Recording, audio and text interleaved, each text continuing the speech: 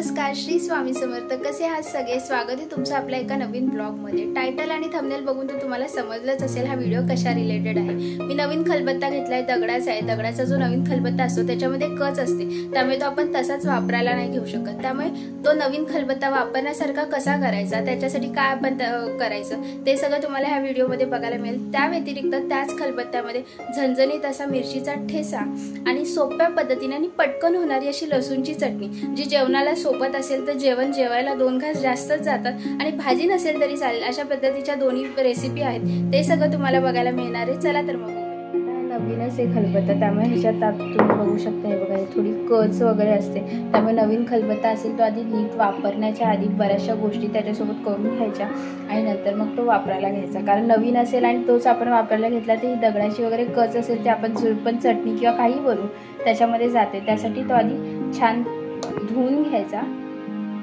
आता खलबत्ता छान मी धुवून धुतला, त्यानंतर मग साबणाने पण घासून एकदा धुतला. काळं पाणी निघत होते, ती दगडाची सगळी कच निघत होती. आता ह्याच्यामध्ये हे आपण थोडे तांदूळ टाकायचे आणि ते ह्याच्यात छान वाटून घ्यायचे.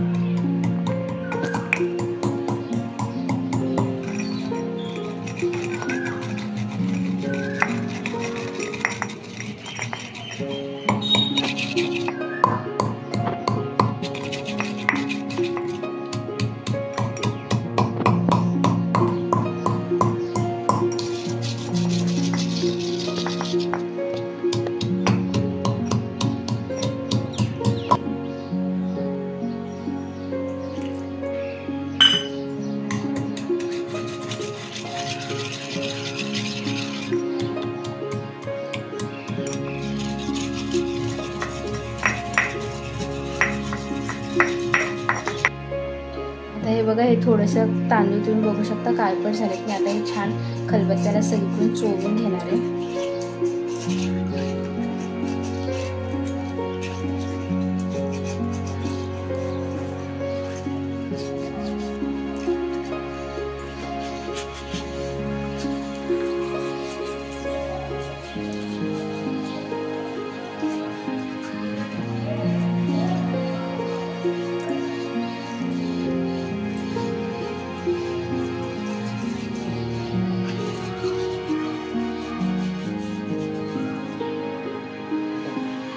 तांदूळ वाटून झाल्यानंतर ते मी छान स्वच्छ असा खलबत्ता धुवून घेतला. आता हे कोथिंबीरच्या काड्या आहेत, तुम्ही पाहिजे तर दुसरी कुठल्याही पालेभाजी किंवा कशाच्याही काड्या घेऊन हे करू शकता.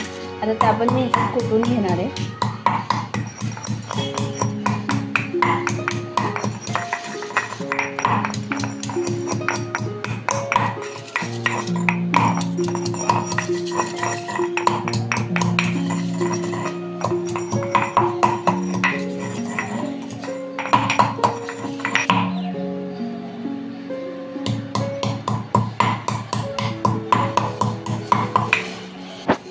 आता हे छान चेचून झाले, ते पण मी असं खलबत्त्याच्या इथे चोळून घेणार आहे.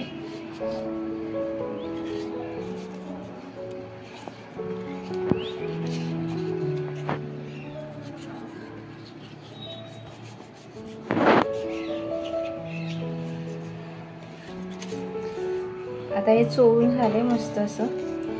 आता आपण हे एकदा धुवून घेऊया खलबत्ता पुन्हा. आता इथे वाटीमध्ये मी हळद घेतली आणि हे आपलं तेल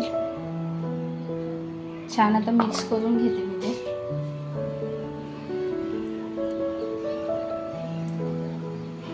आणि आता आपण ते खलबत्त्याला लावणार आहोत.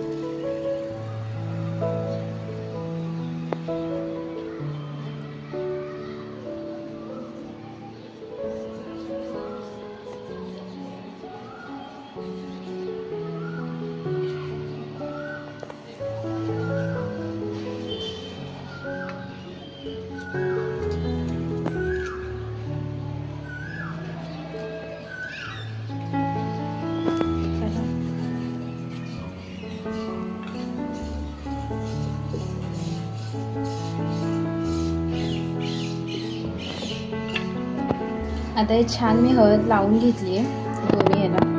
आता मी हे 1 दिवस असंच ठेवून उद्या धुवून वगैरे वापरायला आपला खलबत्ता रेडी असेल.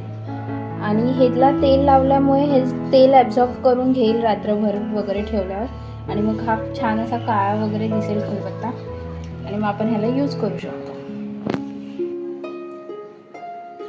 मी तेल आणि हळद लावलेला खलबत्ता आता छान धुवून घेतलाय साबणाने वगैरे. आता हा आपण वापरू शकतो. नवीन खलबत्ता तसाच वापरायचा नाही कारण त्याची कच वगैरे जेवणात येऊ शकते, यासाठी. आता नवीन खलबत्त्यामध्ये आपण लसूणची चटणी करणार आहोत आणि एक मिरचीचा ठेचा, अशा दोन्ही रेसिपी मी तुम्हाला दाखवणार. लसूणची चटणी करण्यासाठी मी इथे लसूणच्या पाकळ्या घेतल्यात सोडून 7-8. त्या आपण छान चेचून घेऊया. आधी थोड्याशा मोठ्या मोठ्या चेचायच्या. आता मी लसूण मोठी मोठी अशी चेचून घेतली. त्याच्यामध्ये आपण तिखट घालणार आहोत.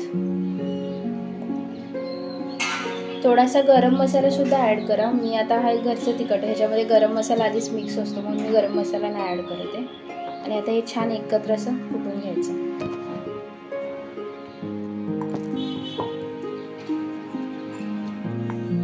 छान मी आता हे चेचून घेते, एकजीव करून घेते.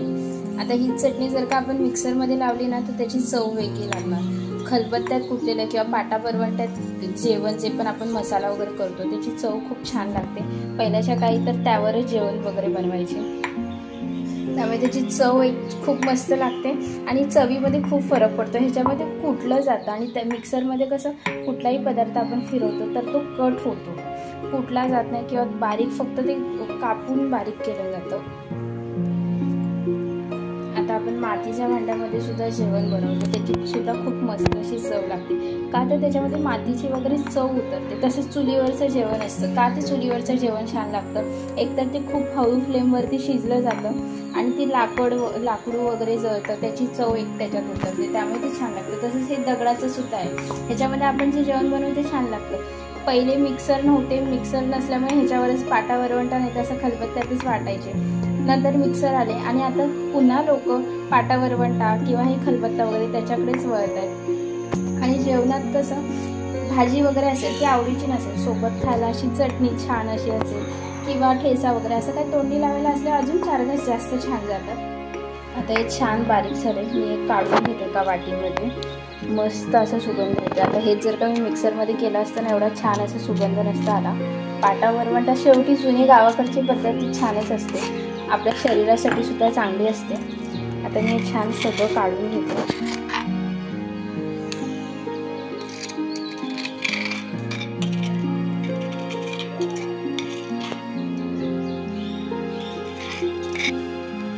ही बघा मी चटणी वाटीमध्ये घेतली आता काढून. तुम्ही ही अशी चटणी वाटलेली तुम्ही भाजीत वगैरे टाकू शकता, खूप छान लागते. त्या व्यतिरिक्त ह्याच्यात मीठ टाकून तुम्ही भाकरीसोबत वगैरे असंच सुद्धा खाऊ शकता. मी आता ह्याच्यामध्ये मीठ आणि गरम तेल असं दोन्ही टाकणार आहे. गरम तेल यासाठी टाकणार आहे कारण ती चटणी मग जास्त दिवस टिकेल. तुम्ही ट्रॅव्हलिंगमध्ये वगैरे ते सोबत कॅरी करू शकता. छान आता हे मिक्स करून झाले. मी ह्याच्यामध्ये मीठ टाकते.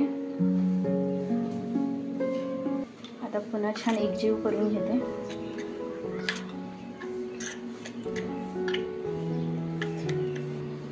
जर का हे असंच मिक्सरमध्ये वाटलं असतं किंवा तुम्ही बाहेर पण ज्या चटण्या घेता त्याला ही चव येत नाही जी घरी बनवलेल्या चटणीला येते. बाहेर जी चटणी असते ती ओरिजिनल असं लसूण आणि फक्त मसाला नसतो, त्याच्यात वेगवेगळे पदार्थ कधी कधी ब्रेड क्रम्स वगैरे मिक्स केलेले असतात आणि गावाकडची जुन्या पद्धतीची चव ती छानच लागते. आता हे छान मिक्स करून झालं. मी ह्याच्यात गरम तेल ओतते. आता ह्याच्यात मी गरम तेल ओतते. मस्त असा सुगंध येतो. आता हे छान मिक्स करून घेऊया आपण. गरम तेल यासाठीच टाकायचं की छान बरेच दिवस ती चटणी टिकते. मस्त सुगंध येते आणि तोंडी लावायला अशी जेवणासोबत चटणी असेल ना तर भाजी नसली तरी चालेल. अशी छान चटणी कधी पाहिजे तर तुम्ही ह्याच्यामध्ये तूप वगैरे सुद्धा टाकू शकता गरम करून. आणि ही चटणी छान अशी भाकरीला लावून, भाकरी आणि चटणी गावाकडचा फील आणि खूप मस्त अशी टेस्ट. हे बघा आता आपण बनवणार आहोत विदर्भ स्पेशल ठेचा. ठेचा म्हणजे ते विदर्भाची रेसिपी असली तरी प्रत्येक ठिकाणी जसं महाराष्ट्रात सुद्धा तुम्ही फिराल तर मग वेगवेगळ्या ठिकाणी वेगवेगळी तुम्हाला रेसिपी मिळेल. जागेनुसार रेसिपी चेंज होते की विदर्भाचं आहे त्यामुळे विदर्भातच खाली जाते असं नाही. थोडं जिरं घेतलं, मिरची घेतली आणि थोडंसं शेंगदाणे आणि आता थोडं लसूण छान आता आपण तव्यावर भाजून घ्यायचं. कोल्हापूरकरांचा एक वेगळा ठेचा असतो. विदर्भातील जे ओरिजिनल रेसिपीमध्ये जे त्यांची ठेचा करायची पद्धत असते ते वेगळी असते. काही ठिकाणी ह्या ठेच्यामध्ये थोडंसं खोबरं वगैरे सुद्धा ॲड करतात. मी थोडंसं तेल घेतलेलं आधी आणि त्याच्यात जिरं वगैरे टाकले. ठेचा भाकरी वगैरे गावच्या साईडला खूप खाल्लं जातं. आत्ताच आम्ही गावावर आलो त्यामुळे गावच्या आठवणी तशाच मनात ताज्या आहेत. तुम्हाला जर का होळीच्या शिमग्याच्या जर का काही व्हिडिओ बघायचे असतील, मी आता रिसेंटली शिमग्यासाठी गेली होती गावी, तर मग यूट्यूब चॅनलवरती आहेत. त्या व्हिडिओची लिंक मी डिस्क्रिप्शनमध्ये सुद्धा देते. जाऊन बघा तुम्ही आमच्या कोकणात कसा शिमगा केला जातो. छान आपण भाजून घ्यायचं.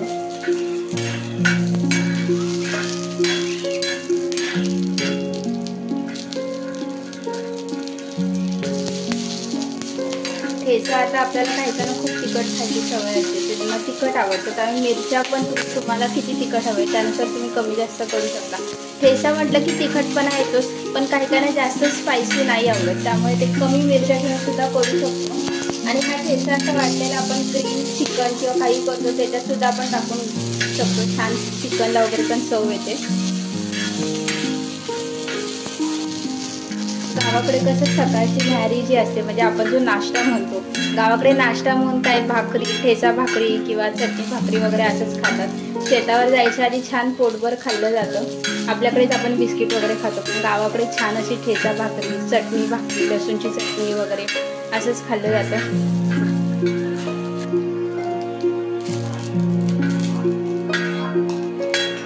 आता हे छान भाजून झाले. मी तव्यावरून काढून घेते, खलबत्त्यामध्ये घेते. खलबत्ता मी मगाशी चटणी केल्यानंतर धुतला. तुम्ही रोज फक्त जरी त्याच्यामध्ये लसूण वाटत असाल फोडणीसाठी तरी सुद्धा खलबत्ता धुवूनच ठेवायचा. आता ह्याच्यामध्ये मी थोडं मीठ घालते आणि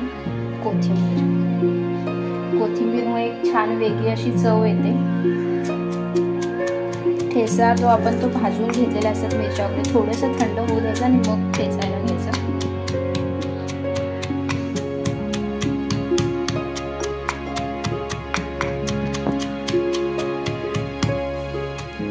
आता हे वाटून घेते. पहिले कसं घरी आपण पहिल्याच्या काळात सगळे पाटा वरवंटा नाही तर खलबत्ता, परत दळण वगैरे करायला आपण घरीच जात होतं. जात्यावरतीच दळण वगैरे करायचो. त्याच्यामुळे पहिले कसा व्यायाम होऊन जायचा बायकांचा घरच्या घरीच एक जिम उघडलेली होती इन शॉर्ट. आता कसं एका बटनावर एक बटन चालू केलं, बटन फिरवलं, झालं 2 मिनिटात मसाला तयार.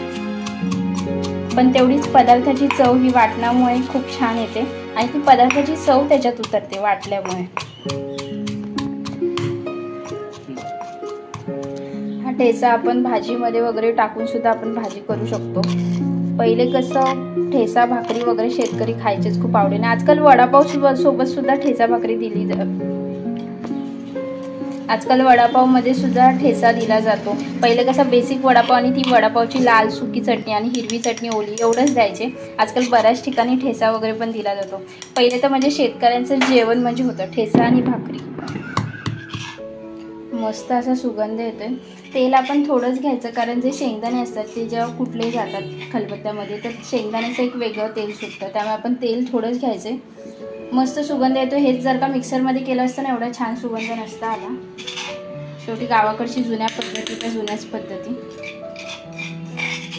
आता आपला हे खलबत्त्यात वाटलेला छान मिरचीचा ठेचा आणि लसूणची चटणी दोन्ही असं तयार झाले. झणझणीत असा मिरचीचा ठेचा आणि पटकन होणारी लसूणची चटणी जी जास्त टाइम टिकू शकते. ट्रॅव्हलिंगमध्ये सुद्धा आपण यूज करू शकतो. आणि चटणी भाकरी किंवा लसूण जो आपला ठेचा बनवला ठेचा आणि भाकरी जेवणामध्ये असेल तो खूप छान लागते. तर मग तो व्हिडिओ कसा वाटला तुम्हाला नक्की तुम्ही कमेंट करून सांगा. आणि चॅनलवर नवीन असाल तर चॅनलला सबस्क्राईब करायला विसरू नका. आणि जे काळ्या कलरचं सबस्क्राईबचं बटन दिसते त्यावर क्लिक करा. त्यामुळे तुम्हाला नवीन व्हिडिओ येतील त्याचे नोटिफिकेशन्स मिळतील. आणि ही रेसिपी नक्की ट्राय करा. व्हिडिओ आवडला तुम्हाला रेसिपी आवडली रेसिपी कशी वाटते नक्की कमेंट करून सांगा. चला तर मग आपण भेटू नवीन दिवशी नवीन ब्लॉग सहित. तोपर्यंत बाय बाय. चॅनलला सबस्क्राईब करायला विसरू नका आणि पटापट व्हिडिओ शेअर करा मित्रमैत्रिणींसोबत. बाय.